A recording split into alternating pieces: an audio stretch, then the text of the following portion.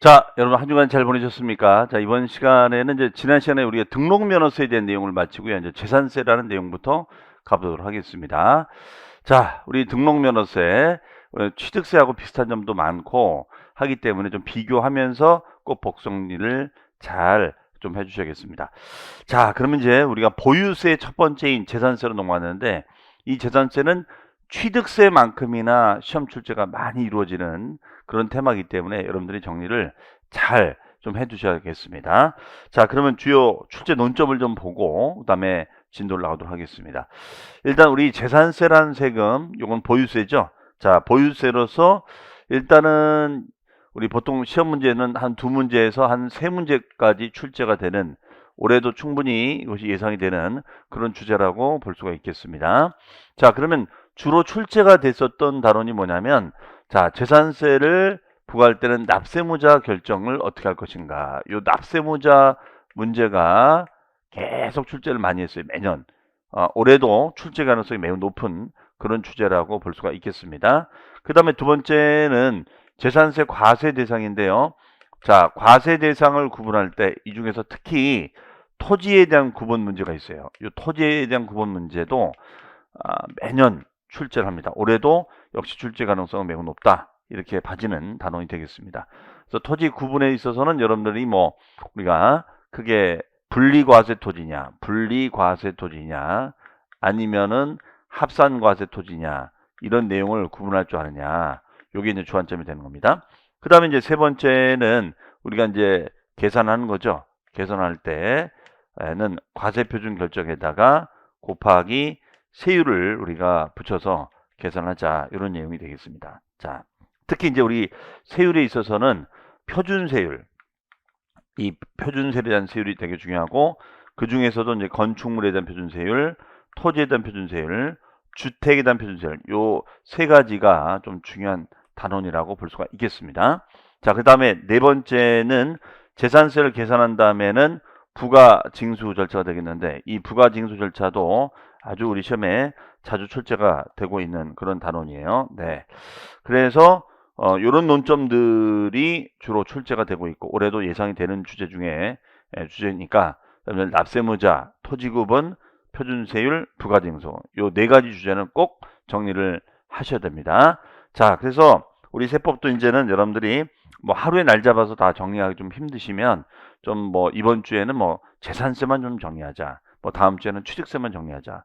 어차피 이제 우리 세법에서는 취득세, 재산세, 양도세, 이 세 가지가 제일 중요하기 때문에 이것만 정리해 두시면 거의 한 80%가 정리가 되시는 거예요. 나머지 뭐 등록면허세, 종부세, 기타 소세는 뭐 양이 많지가 않기 때문에. 자, 그래서 여러분들이 이제 세법도 이제 슬슬, 물론 다른 과목 때문에 정신이 없으시겠지만은 이렇게 전체 내용을 하루에 다 못 끝내신다면 뭐 주별로, 주차별로 재산세, 취득세 이렇게 좀 개념을 좀 잡아 놓으시면 좋을 것 같습니다.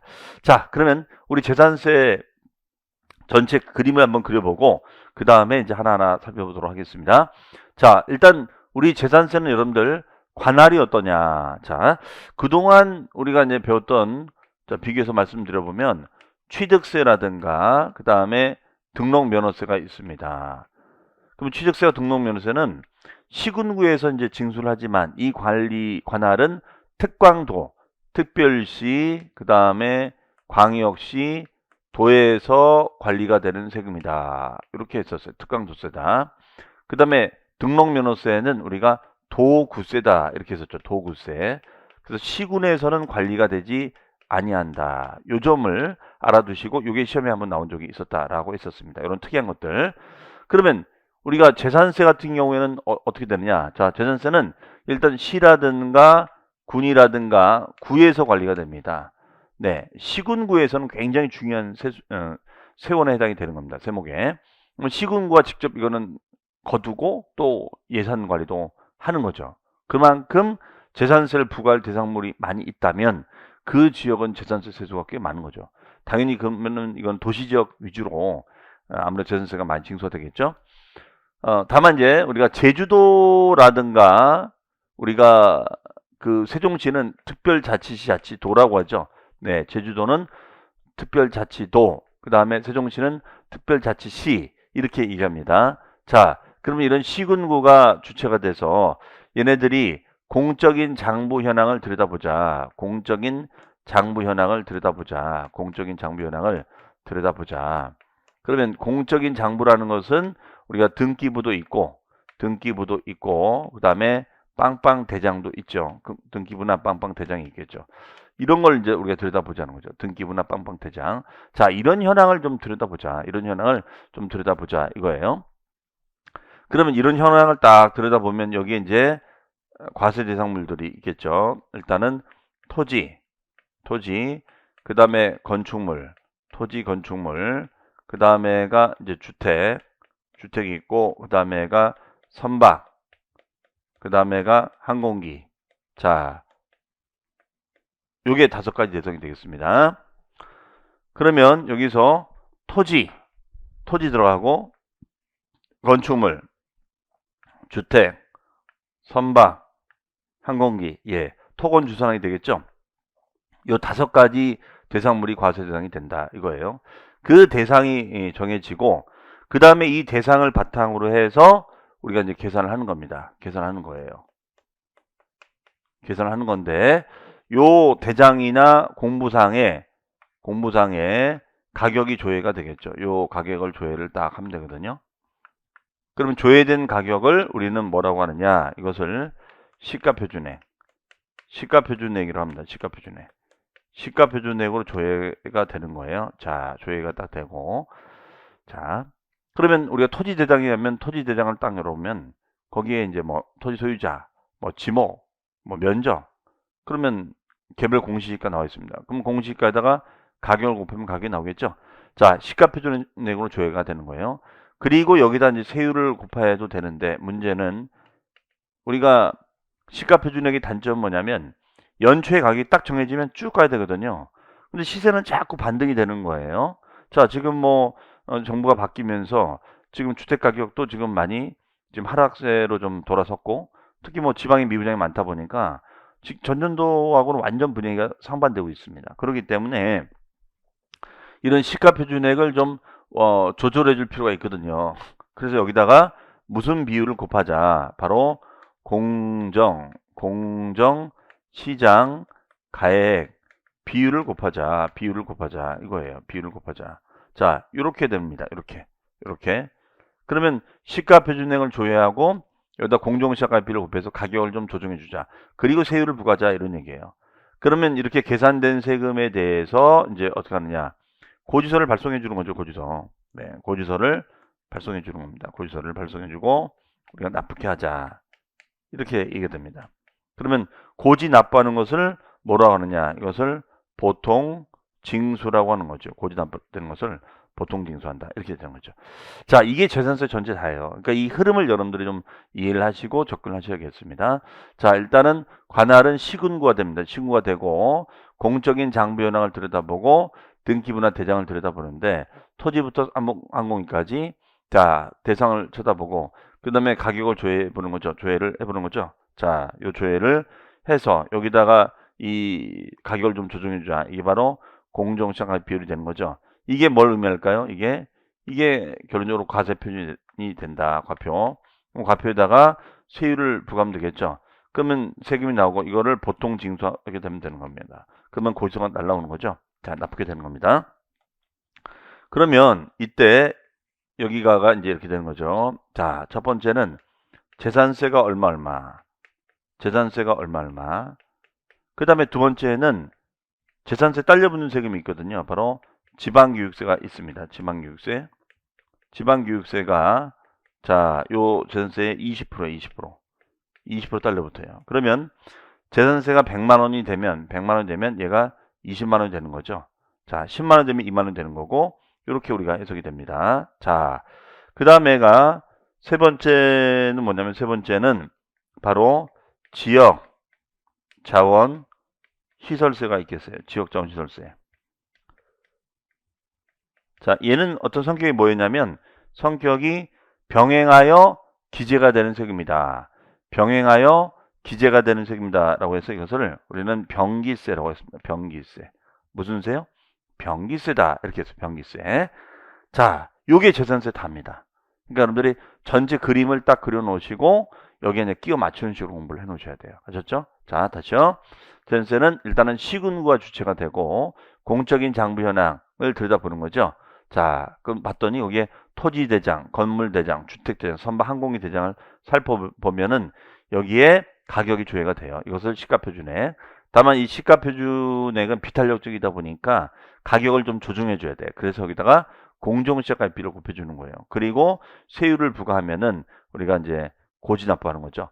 자, 대신 취득세 같은 경우에는 얘네는 신고납부했었죠. 신고납부. 그럼 취득세는 취득일로부터 60일. 얘는 등기 등록하기 전까지. 이렇게 했었습니다. 그래서 취득세는 우리가 취질이, 취농일, 취질이. 그렇죠? 이렇게 외웠었죠. 농특세 10%, 지방세 20%. 등록면허세는 지방교육세 20%가 부과된다. 이렇게 했었죠. 그렇죠? 자, 반면에 재산세는 지방교육세가 20% 부과되는데 다만 지역자원절세가 병이세로 움직여진다. 이렇게 볼 수가 있습니다. 그 다음에 이제 이 세금이 나오게 되면 자, 이 세금이 너무 많이 나올 수도 있잖아요. 그렇죠? 그럼 너무 많이 나오면 어떡한다? 이 세금을 우리는 분할해서 납부할 수도 있고 두 번째는 물납도 가능하다. 이렇게 했어요. 분할해서 납부할 수도 있고 물납도 가능하다. 이렇게 했었습니다. 분할해서 납부할 수도 있고 물납도 가능하다. 자, 그래서 요 테마를 딱 잡아놓으시고 보시면 되겠습니다. 자, 그러면 이러한 재산세는 어떤 특징을 갖고 있는지 한번 보도록 하겠습니다. 자, 재산세는 우리가 일단 열거주의다. 네, 토지, 건축물, 주택, 선박, 항공기 5가지 열거되어 있고요.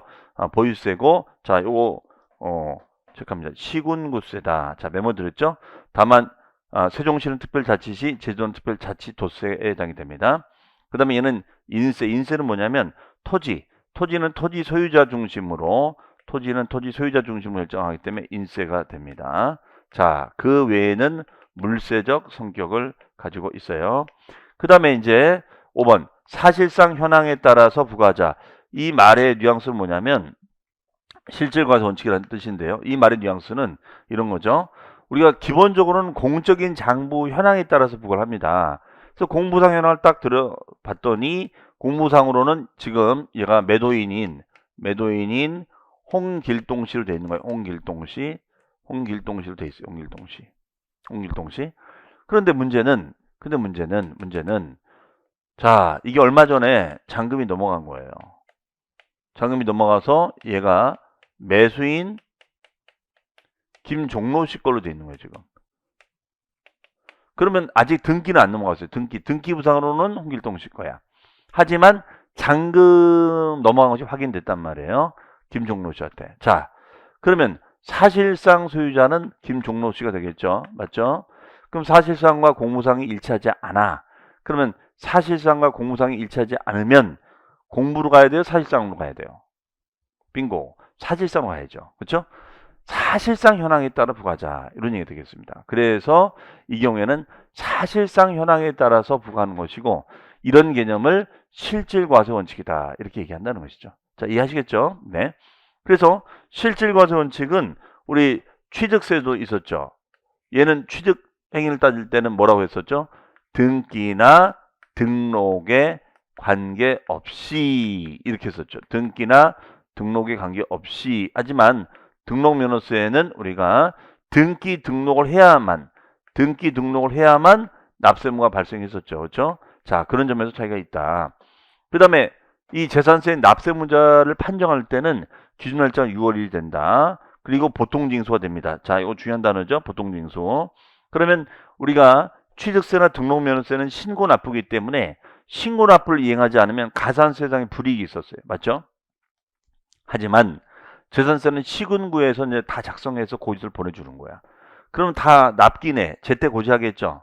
자, 그런데 그 납기내에 납부를 해야 되는데 납세자가 납부를 하지 않았다. 그러면 이 경우에는 가산세는 있느냐? 자, 고지세목에는 여러분들 가산세가 있습니까? 없습니까?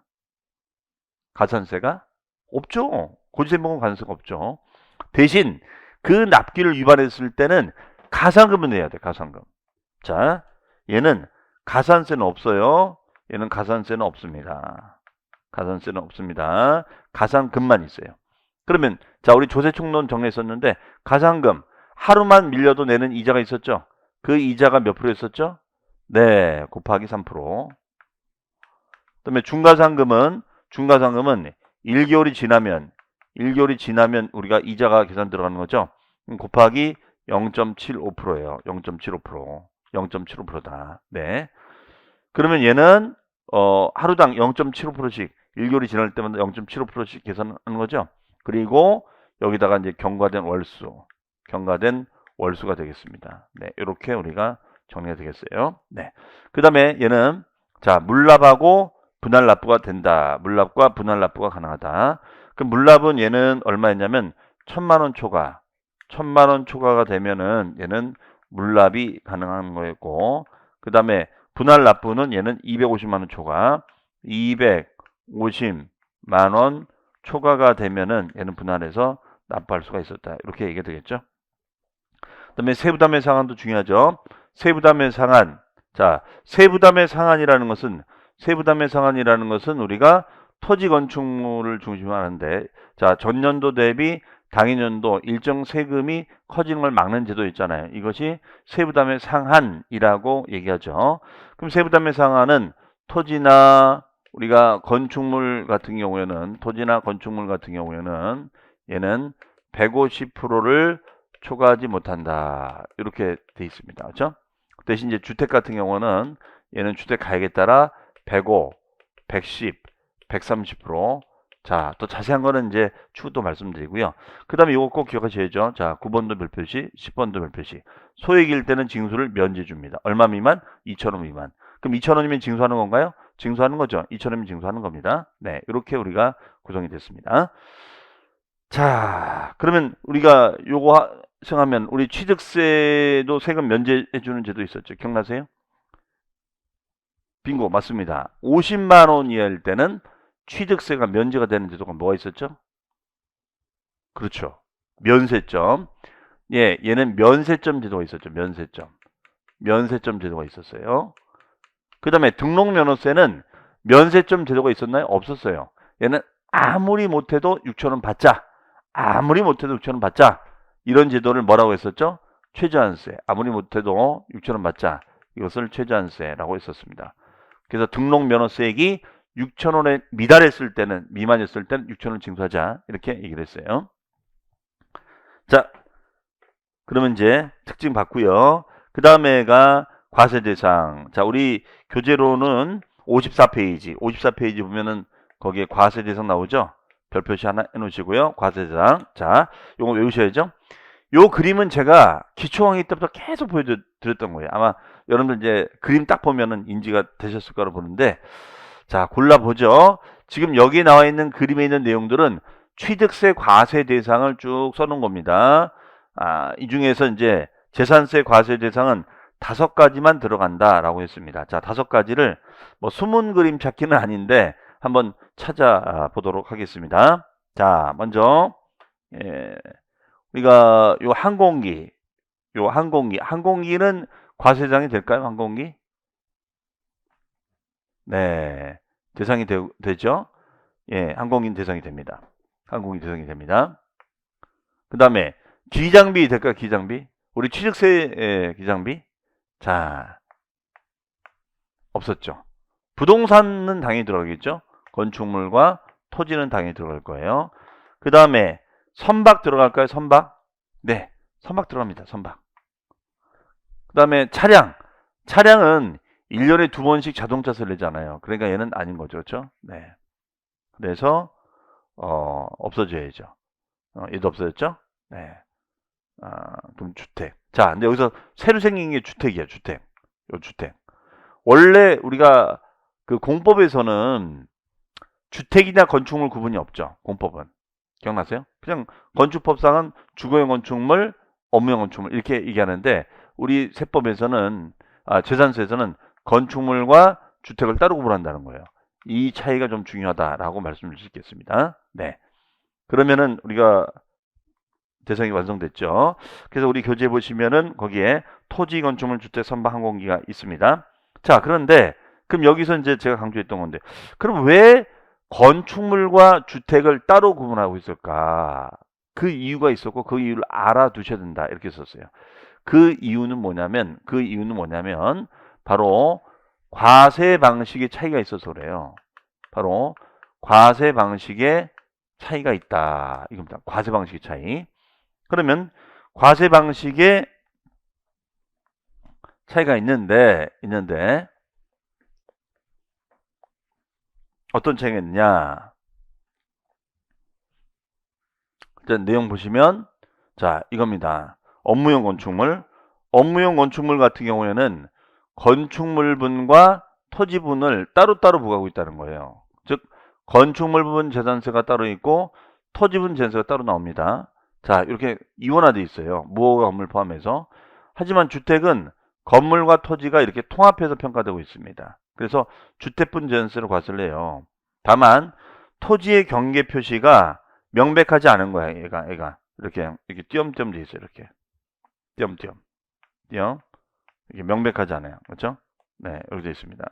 그러면 얘는 바닥 면적의 몇 배? 10배다. 만약에 경계가 명백하지 않으면, 만약에 경계 표시가 명확하게 되지 않으면 바닥 면적이 몇 배? 10배다. 네, 요것도 기억을 해주시기 바랍니다. 그러니까 과세 방식이 다른 거예요. 이런 상업용 건물, 상가나 빌딩은 건물분 재산세가 7월 달에 나오고 토지분 9월 달에 따로 이게 고지서 날라옵니다. 실제로. 하지만 아파트나 다가구 다세대 이런 빌라 주택은 건물과 토지가 통합해서 과세가 되거든요. 이해하시겠어요? 자, 그런 면에서 차이가 있다라고 보시면 되겠습니다. 자, 그러면 우리 교재에 보시면은 토지에 보면 이런 말 있죠. 교재 같이 한번 볼까요? 자, 일단 설명드리고 교재 봐드릴게요. 토지 보시면 두 번째 줄에 밑줄, 주택으로서 재산세가 과세되는 토지는 제외한다. 예, 주택은 건물과 토지가 같이 움직이지만 상업용 건물은 건물 따로 고지하고 토지 따로 고지합니다. 네. 그다음에 건축물은 가로 문제에 보니까 주거용 건축물은 제외한다라고 되어 있어요. 그렇죠? 그다음에 주택에 보시면은 밑줄입니다. 부속 토지의 경계가 명백하지 않으면 바닥 면적이 몇 배? 10배까지를 토지를 보자. 예, 체크해 두시고요. 규제하겠다는 거죠. 네. 자, 그렇게 과세 대상은 여러분들이 암기하시고 보시면 되겠습니다. 자, 그 다음에 여기서 이제 또 한 가지. 우리 교재로는 페이지 62. 자, 요 내용이 페이지 62페이지 한번 가보실까요? 62페이지. 자, 62페이지 찾으셨어요? 자, 좀 지우겠습니다. 자, 62페이지 넘어가셨죠? 62페이지 가보시면 동그라미 2번 하단에 보시면 하단에 동그라미 2번이에요. 2번에 니은, 그 다음에가 디귿, 니은과 디귿에 대한 얘기를 써놓은 겁니다. 자, 요 얘기를 우리 PPT에서 먼저 해놨습니다. 자, 요거 가지고 보시면 돼요. 자, 첫 번째 다가구 주택이다. 자, 다가구 주택은 좀 이상한 말이 하나 들어가 있어요. 뭐라고 되냐면 한 가구가 독립하여 구분 사용할 수 있도록 분리된 부분은 한 구의 주택으로 본다. 각각의 주택으로 보겠다는 거예요. 그리고 그 부속 토지는 건물 면적 비율로 안 분하자. 이게 무슨 말인가? 자, 여러분들 우리가 이런 거거든요. 원래 이제 주택법에서 배우실 때는 다가구 주택은 각각을 하나로 봤나요? 아니면 전체를 하나로 봤나요? 그렇죠. 전체를 하나로 봤었죠. 그럼 당연히 여기 문장에는 전체를 하나로 본다는 말이 나와줘야 되는데 이상하게도 여기서는 각각을 한으로 본다는 거예요. 이것이 왜 그런가? 바로 이게 세율을 적용할 때 이 쓰임새가 필요하기 때문에 그렇습니다. 자, 그러면 차후에 우리 주택의 세율에 대해서 말씀드리겠습니다만 우리 지금 주택분 재산세 세율은 지금 어떻게 되어 있냐면요. 얘는 주택 가액에 따라 곱하기 0.1에서 0.4%로 되어 있어요. 0.1, 0.4% 이렇게 되어 있습니다. 그래서 주택 가격이 커지면 커질수록 세금료율이 올라가요. 0.1, 0.2, 0.3, 0.4 이렇게 됩니다. 0.1, 0.2, 0.3, 0.4 이렇게 돼요. 그래서 점점점 이렇게 올라가거든요. 이렇게 올라가요.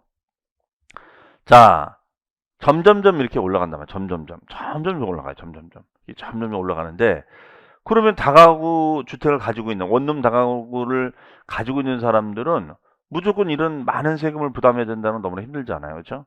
그러니까 우리 세법은 어떻게 하냐? 야, 이건 아니다. 그러면 이거를 좀 뭔가 배려를 해주자. 자, 그러면 다가구 주택이 이렇게 있으면은 다가구 주택이 이렇게 있으면은 얘는 각각을 한 구로 보자. 각각을 한 구로 보자. 이거예요. 네, 각각을 한 구로 보자. 그러면 각각을 우리가 한 구로 보면은 높은 율이 나오겠어요? 낮은 율이 나오겠어요? 그렇죠? 낮은 율이 나올 수밖에 없죠. 낮은 율이. 이렇게 배를 해주자 이런 논리예요. 해석이. 그렇지 않으면 다가구 주인들은 다 높은 율을 매길 수밖에 없겠죠. 그래서 이때는 분리된 부분을 한 그룹 보자 이렇게 얘기하고 있는 것입니다. 그 다음에 겸용주택. 겸용주택은 이제 상가주택을 말하죠. 상가주택을 말합니다. 이게 겸용주택이에요. 그럼 이 같은 경우는 한 동이고 한 구가 있다 이렇게 되어 있습니다. 한 동과 한 구로 나눠집니다. 한 동과 한 구. 그러면 전체를 한 동으로 한다. 그러면 그러니까 요 한 동은 여러분들 지금 만약에 아파트에 거주하고 계시다면은 여러분 주소 찍으면 어떻게 나오죠? 찍으시면 한 구로 나오세요? 한 동으로 나오세요? 동으로 나오시죠? 뭐 서울특별시 뭐 주소가 종로구 뭐 어디 그 다음에 아파트 몇 동 몇 호 이렇게 하지 몇 구 몇 호 이렇게 안 하잖아요. 그러면 근데 그 아파트가 주상복합이란 말이에요. 그러면 주상복합 아파트 이게 바로 한 동의 겸용주택이라고 보시면 돼요. 그러면 얘는 면적에 따라 구분이 명확합니까 안 합니까? 명확하죠. 하단은 상가, 아파트형 상가, 윗단은 아파트 그렇죠? 이런 걸 말하는 거예요. 그러면 이런 경우에는 주택과 상가 구분이 명확하니까 어떻게 한다? 주택 부분만 주택으로 보자. 주택 부분만 주택으로 보자. 이렇게 되어 있습니다. 그런데 한 구는 뭐냐면 이렇게 구획이 표시가 되는 거예요. 이게 이제 구획이 이렇게 한 구획이 되는 것입니다. 자, 그러면 이때 한 구획이 돼 있을 때는 어떻게 할 것인가? 겸용이 돼 있다. 그러면 이 경우에는 주거로 사용하는 면적이 50% 이상이 되면 전부를 주택으로 보고 주거용 면적 50% 미만이면 주택부만 주택으로 보자. 그러면 예를 들어서 자, 사용 비율로 보는 거예요. 여기 이제 이게 구획이 되는 거니까 한 구가 되는 거니까. 자, 그러면 한 구가 됐을 때는 어떻게 되느냐? 주거로 사용하는 비율이 만약에 60%가 되고 업무용으로 쓰는 비율이 만약에 40% 됩니다. 그러면 주거로 사용하는 비율이 60% 되고 업무용으로 쓰는 비율이 40%다. 그러면 어떻게 된다? 50% 이상이 주거가 되는 거잖아요. 그럼 이걸 무시하고 전부 100%를 주택으로 보자. 100%를 주택으로 보자. 이렇게 해석하시면 되겠어요. 이것을 우리는 겸용주택이다. 100%를 주택으로 보자. 이렇게 해석하시는 거예요. 네. 자, 이해되시겠어요? 근데 이걸 왜 따지냐면 주택이냐 아니냐에 따라서 세율도 달라지고 과세 방식이 달라지기 때문에 그렇습니다. 자, 요 내용까지도 숙지를 해 주시기 바랍니다. 자, 그러면 이제 다시 돌아오십니다. 그 다음에가 이제 여기 이제 OX 문제를 한번 만들어 봤는데 한번 볼까요? 자, 이건 실제 시험에 나왔던 주제예요. 자, 요 내용이니까 요 가지고 한번 또 문제를 풀어보도록 하겠습니다. 자, 뭐라고 되어 있냐? 재산세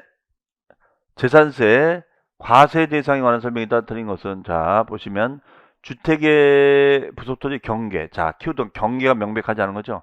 그럼 경계가 명백하지 않으면 바닥 면적이 20배인가요? 10배죠, 10배. 자, 그렇기 때문에 틀렸다. X가 되겠죠. 10배. 자, 20배는 좀 너무하지 않겠어요? 자, 실제 이렇게 시험에 나왔다는 거예요. 그 다음에 재산세 과세 대상인 건축물의 범위에는 주택을 포함한다, 포함하지 않는다. 주택을 포함한다, 포함하지 않는다. 자, 건축물의 범위에는 주택을 포함한다, 포함하지 않는다. 포함하지 않죠. 왜 포함하지 않는다? 과세 방식이 달라서. 왜 포함하지 않는다? 과세 방식이 달라서. 자, 이렇게 접근할 수 있겠죠. 그렇죠? 그럼 만약에 지문에서 주택이라고 했다면 이때는 이제 주택은 건물과 토지가 같이 움직이는 거고 통합과세가 되는 거고 건축물은 건물 부분 재산세, 토지 부분 재산세 따로 움직이는 거죠. 그렇죠? 자, 이렇게 보시면 되겠습니다. 그 다음에 이제 납세무자, 여러분 교재에는 54페이지가 있죠. 54페이지가 보시면 납세무자, 요거는 별표시 하나, 두 개. 자, 출제 가능성이 매우 높은 주제이고 정리를 꼭 해주시는데, 그러면 과세 대상은 우리 5가지 토건주 선항이 있다는 거, 건축물과 주택은 과세 방식이 다르다. 이렇게 이제 알아두시면 되는 거고요. 자, 그 다음에 이제 두 번째 납세문제인데 이거가 왜 이렇게 시험에 자주 나왔냐면 시험에 내기 딱 좋아요. 왜냐면 그 재산의 소유 현황에 따라 납세 문제가 다 달라지기 때문에 그렇습니다.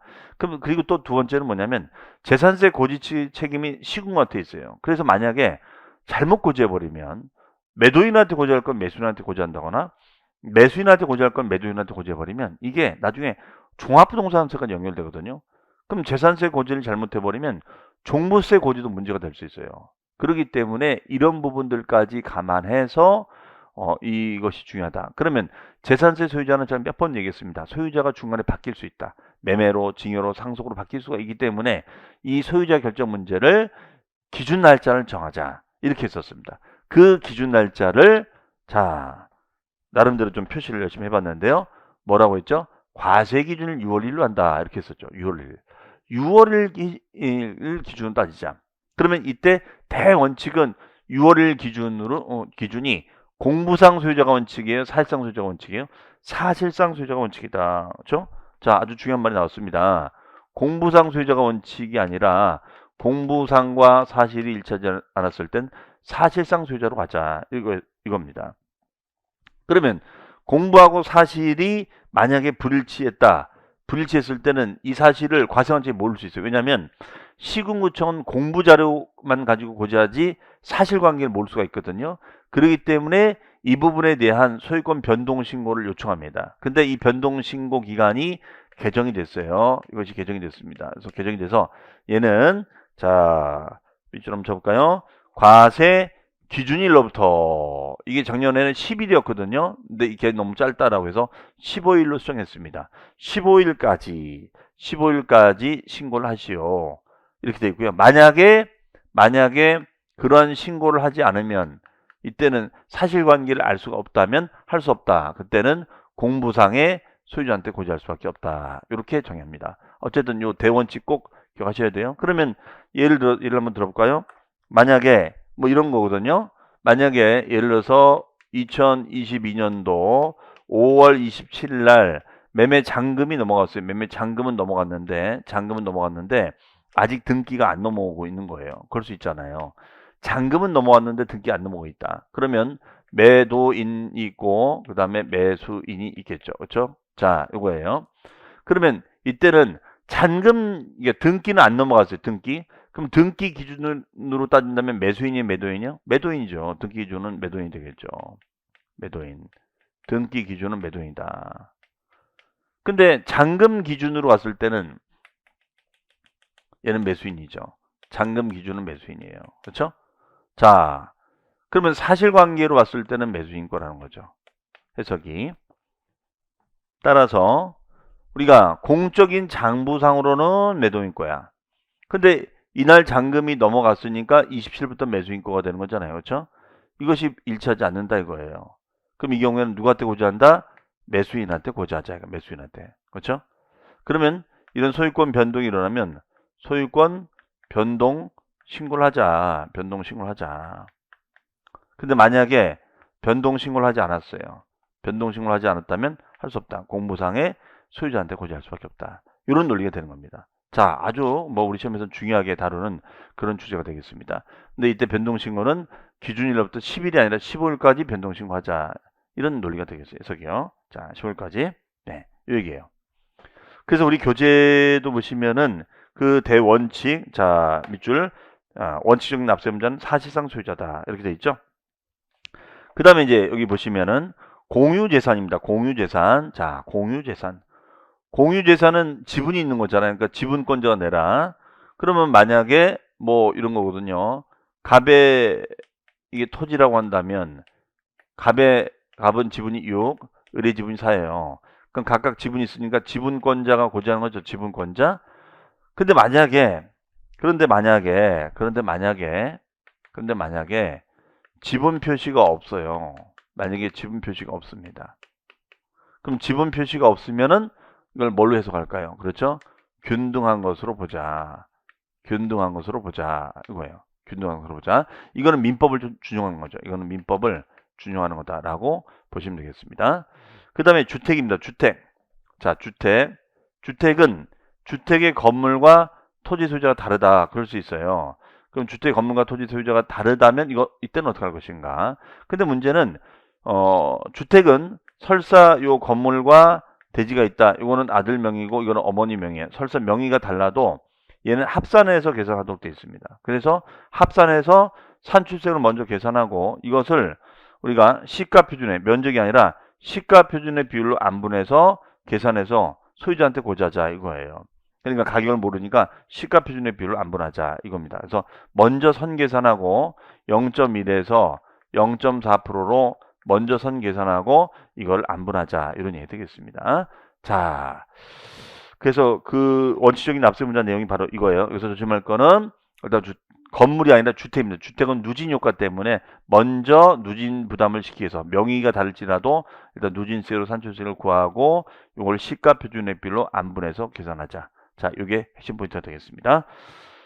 자, 그 다음에 이제 예외적인 납세 문자는 요거는 이제 다음 시간에 이어서 좀 설명을 드릴 테니까요. 여러분들 미리 한번 쭉 읽어보세요. 이것도 설명할 것들이 있으니까요. 자, 그리고 요 주제어를 딱 보시고 왜 이 사람이 납세 문제가 되는 것인가 그걸 좀 생각을 하시면서 좀 읽어보시면 좋겠습니다. 자, 그럼 잠시 뒤에 여러분들 또 뵙도록 하겠습니다. 수고하셨습니다.